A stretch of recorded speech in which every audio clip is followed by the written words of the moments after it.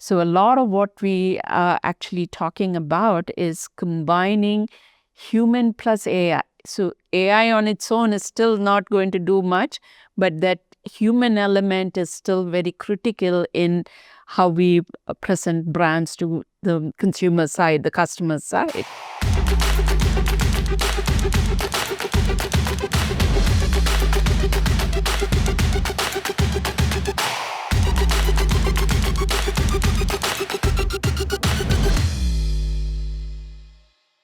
Hello, Satya, and a warm welcome to HSB. Thank you. Delighted to be here. It's a wonderful pleasure to have you with us here in Jaipur. And I would love to hear more about your story, how you came to be with us, and your experience working with our students here.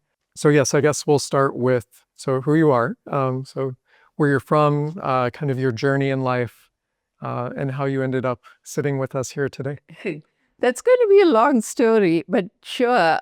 My name is Satya Menon.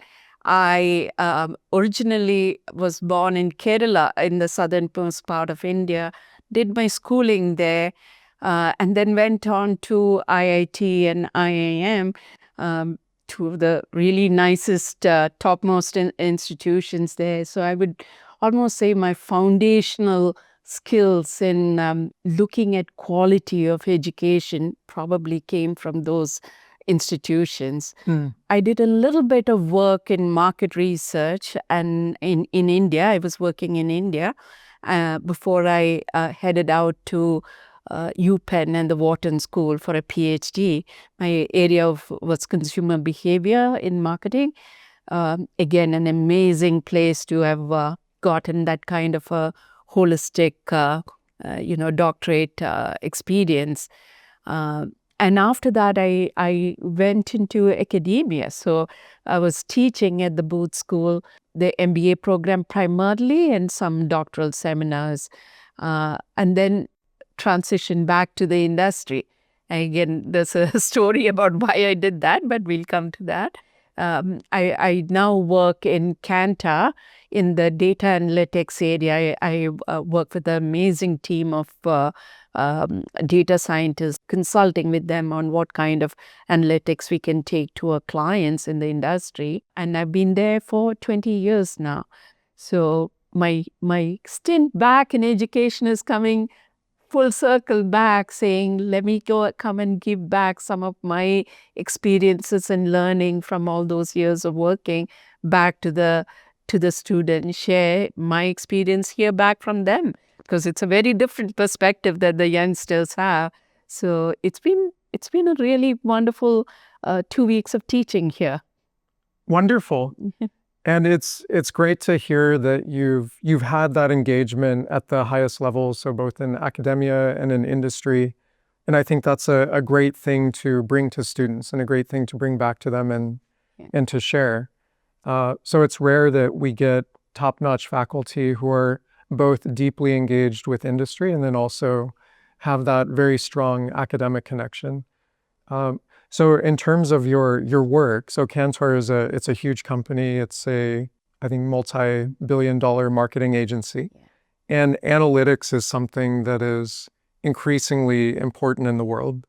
Data is kind of everywhere now. It's ubiquitous. People have to know how to engage with it effectively in order to make decisions. Can you talk a little bit more about your work there in the... Absolutely. So Kantar is a global research agency. So it's there in every market, including very big presence in India. And we have the benefit of working across industries. So financial services, CPG, hospitality, food industry. So whatever it is, we have a span of coverage, which is, again, very enriching when you start bringing it back to the students and talking about examples and challenges that are sometimes unique to one versus the other. But you're very correct in pointing out data is no longer a differentiator. Everybody has access to data. What makes the difference is how you analyze it, and in today's world, how you're bringing cutting-edge technologies. AI, machine learning is not new. It's decades old, but it's changed in how we bring it to to the consumer, first of all, in marketing, and then to the insights community in using it to generate richer and richer insights and taking it back to how can we get an edge over competition using that as the tool or the ingredient to make a difference. So a lot of what we are actually talking about is combining human plus AI. So AI on its own is still not going to do much, but that human element is still very critical in how we present brands to the consumer side, the customer side. And some of those learnings are actually really relevant for the students when they start thinking about, am I going to be an entrepreneur starting up something, or am I going to be working in a very established company, maybe a Unilever, maybe a JK Tire? And how do we make this bring a difference to that organization? Oh, absolutely. So a lot of people say that AI is going to replace a lot of jobs, that eventually we're not going to be really working at all. It will sort of displace people. But you spoke about this human element, the need to still have this Yeah. this element alongside AI. Yeah. So what do you feel is the future for AI and how we leverage that? Yeah, I think there are lots of tasks that consumers will delegate to AI. So the way they make their buying choices, the way they look for information or process that quickly, a lot, and even the way they think about communication. Even if you think about from an employee perspective rather than a consumer perspective, the example I always say is data scientists are very, very left-brained, right? We often don't know how to, talk how to have tough conversations in the company. AI can assist there. The AI will give you tips about exactly what to say. How do you break the ice in a party environment, or when you're going out for dinner with your boss? Those kind of things. We will see AI coming in and assisting. Will it take away jobs? To some degree it will. But where it won't is some unique skill sets that you have. I don't think AI will replace that. But it might actually change the way we all work in the marketplace. One prediction that I read about is fractional employees. That instead of thinking about working full-time at one company, 24 not 24 hours hopefully, but whatever hours you work, you might actually say, I will work in 5 companies. I'll give them, each of them, my expertise in that area, but I don't need it to be a full-time employment in one company. So that kind of fractional thing, I think about it, the workplace becomes a very different one. And you as an employee might start thinking, I don't need to work 40 hours. I'm going to be doing only 30 hours a week. And you might still be making the same kind of compensation because you're charging for your specialized skills. So I think we will all see people actually specializing in different ways and marketing their specialty in different ways and working alongside AI. So it's not that they will replace us. AI will make us work differently. Is one of the interesting prediction I saw. So I think that world in future is going to be a really exciting place that we'll see. And pretty soon, I don't think we are talking about a decade ahead. We are probably talking about the next 5 years. Oh yes, that's a fascinating concept, and I think something that has a lot of potential to transform how we look at the workplace, our relationship with our employers. Yeah. So great concept. How might students then best prepare for that as they prepare to go out into the workplace and be prepared for this sort of future? I think it is actually defining, first of all, what's your passion area? Because what I've discovered in my personal journey is that you are only going to be good at what you're really passionate about. So in my case, fortunately, there was a laddering from my engineering degree to my management specialty to my workplace analytic consulting. So similarly, I think we would expect that students think about, what is it that I really enjoy? What am I really good at? and focus on that and then build that into their career path. So rather than worry about, am I getting, the most compelling job in the most compelling company in the world, I think they'll start thinking about marketing themselves in a slightly different way. And it's all about ultimately work-life balance, right? Am I doing what I want to do in work, and am I living the life I want? So that balance, I think you will see most of them trying to achieve in different ways. There may be the person who enjoys working 60 hours and the person who only wants 30 hours. You will see them both achieving what they want to do, but in slightly unique ways. Oh, that's wonderful. So hopefully with this optimistic vision of the future, we have a lot more flexibility in terms of how we structure our lives and careers, Yes. moving away from the traditional 40 or 60 or 70-hour-a-week jobs stuck with one organization. Yeah. And with fractional employment, being able to engage with many sort of partners in the industry and organize life in a very different way. Yeah. So that's an incredible and fascinating concept, and something that would radically transform the workplace. Yeah. So in teaching our students at HSB, what do you feel is something that they need in order to better prepare, or how effectively do you feel our program is moving them in the right direction? Yeah, I thought this was a very unique program. So I haven't encountered a lot of specialization in product management. So that itself is a very differentiating element, that there is a niche here that they can actually become an expert in. And JKLU itself has more potential to nurture them there, because when you look at the other areas that JKLU offers, I felt let them not just think about HSB as a unique education path. Go across Institute of Design, they're doing some really good concepts and projects there.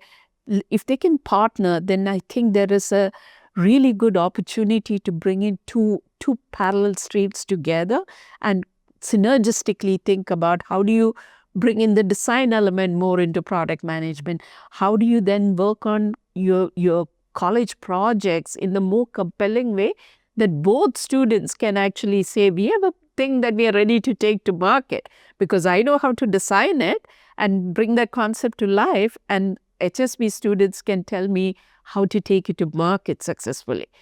So I think there are some really nice elements that that we can design the HSP program to be cross connecting other streams in the university, and it would probably be a really enriching experience from the students too.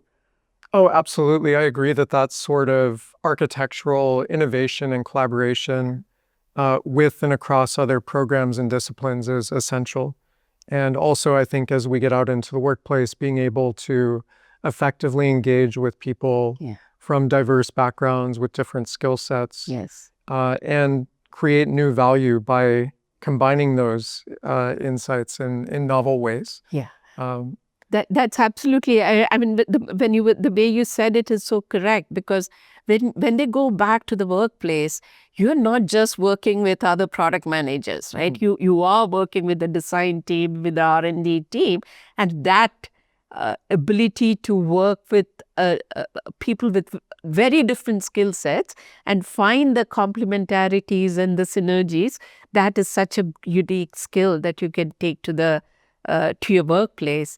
The other thing that you reminded me is, I really like what HSP is doing in trying to develop that holistic ability in the student. So critical thinking, leadership skills, all of those are things that we need to have when we go back to the workplace. And I think the HSP has actually got a really nice curriculum bringing all of those things together. Yes, I agree that the human element is essential. So soft skills, I think, has sort of fallen out of favor in terms of parlance, but now it's human skills. Yes. So remaining human while we're engaging with AI. Yes. And injecting humanity into what we're doing. So I think that's certainly an essential thing to retain, Yes. and not just relying purely on the technology, but understanding how to best use that in a way that's fulfilling and proper and adds a lot of value to companies and to people. So these are challenges that are unique and I think are going to increase in the future. And a lot of companies and people I feel will have trouble adapting to this. It's something that is going to be a major change. And your take is certainly optimistic, and I certainly hope that comes to pass.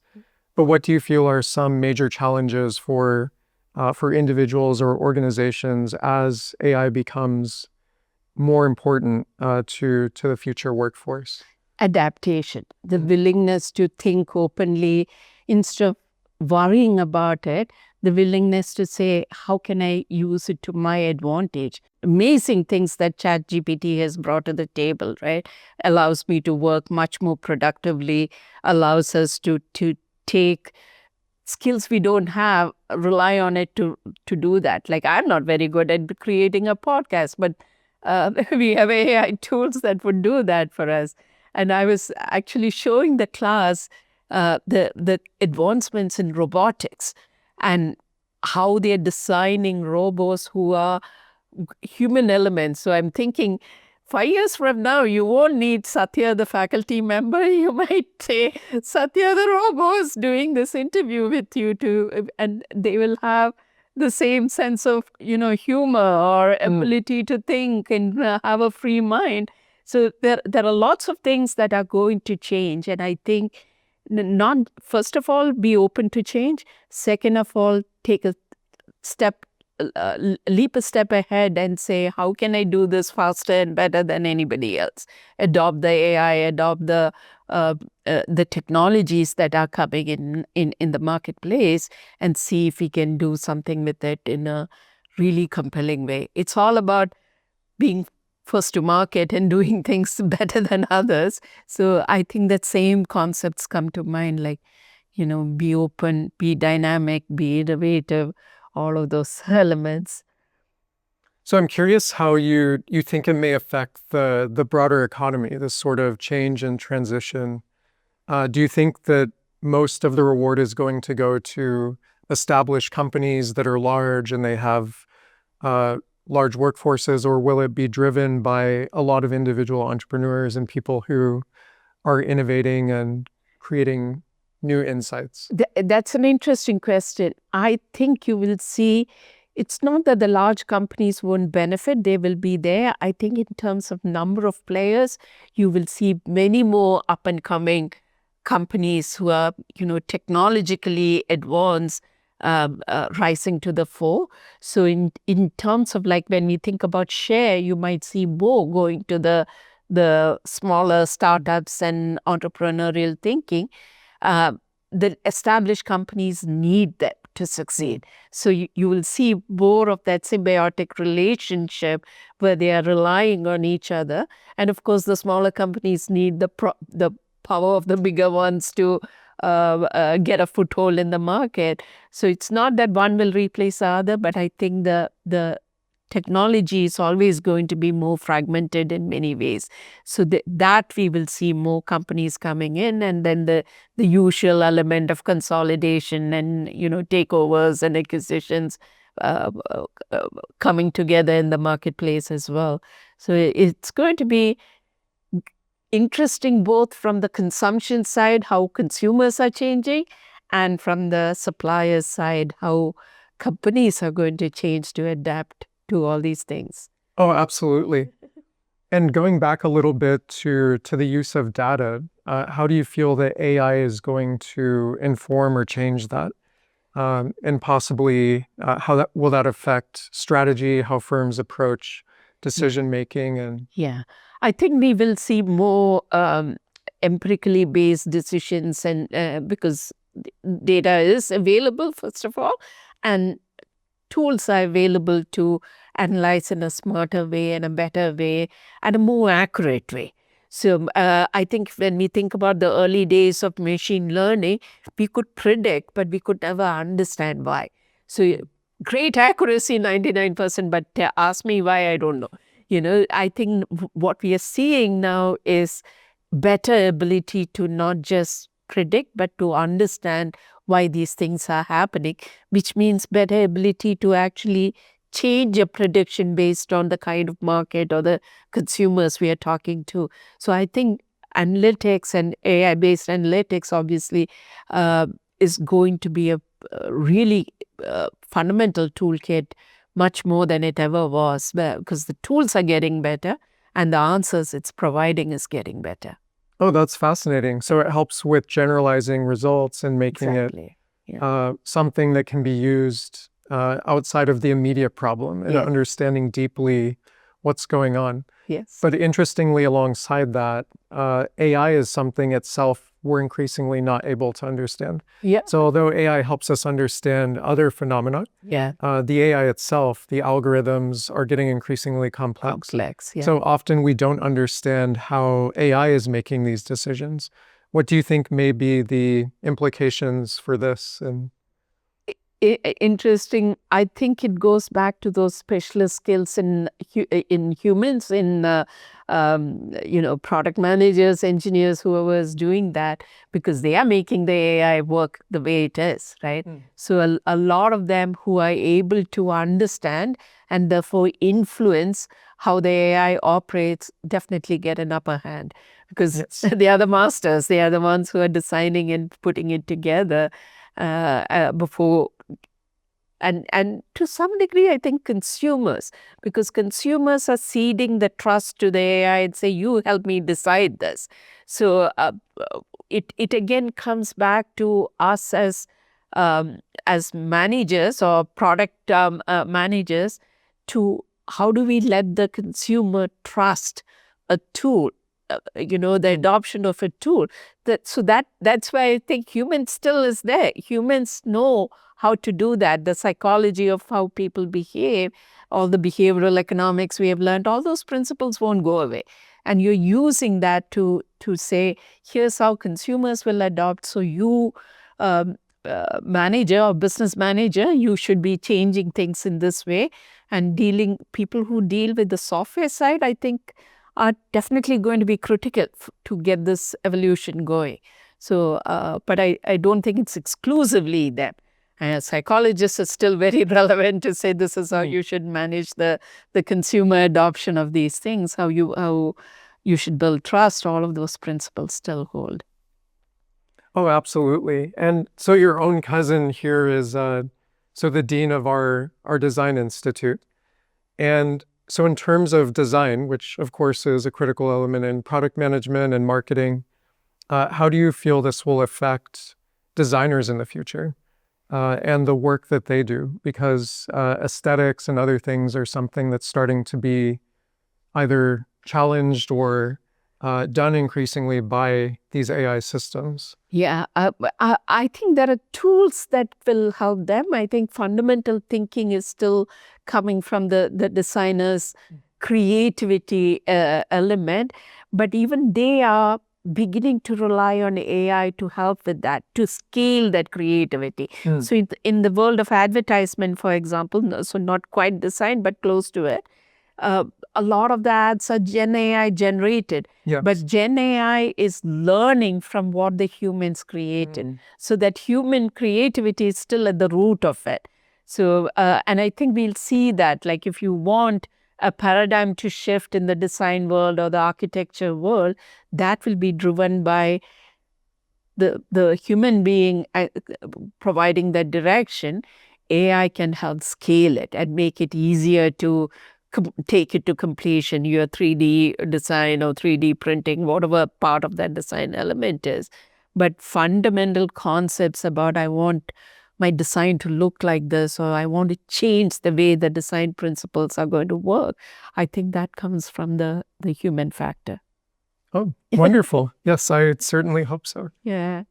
Yeah, I hope that's the way we will see the human plus being the the world for the next decade or so. And then who knows, we might see more of the changes happening. I don't think I know enough to predict beyond the next decade. Oh, absolutely. I don't think any of us, Yeah. or even the next year at this Yeah. point. Yeah, next year. What if another COVID? Well, I don't want to end on a pessimistic note. But nobody could have predicted that, right? Like the pandemic happening, the disasters happening. And I hope that is where AI will make a difference to avoid calamities, Yes. and make the world a better place. So in closing, what are some of the risks and opportunities maybe that you see from all of this change going forward? So are you overall very optimistic, or do you think that there are serious risks alongside this to companies, to society? No, I think we have to look at it. The lens we look at it from is probably what will help us most. So, uh, having a learning mentality, being open to understanding the changes that are going on and seeing how best to incorporate it in our working environment. What tools we can easily adopt, what risks there are, because there are amazing legal risks too to anything that AI brings to the table. And those are things that the trade-offs that we need to make, the pros and cons, and how quickly we can get on and learn and take advantage. So I think even when we think about older technology, that was always the case. When the internet came and we had to make the same call about how quickly do we want to adopt and have not just a retail store but an online store, this is going to be a somewhat similar thing, that some people will be very early adopters because they can manage the risk. Others might take a little bit more time, but we'll all eventually be on the same bandwagon. Oh, wonderful. Thank you so much, Satya, for joining us today. It's been a great pleasure. Delighted, Greg. Thank you for joining us. If you enjoyed this conversation, please like, comment, or share. We look forward to welcoming you back in the futures.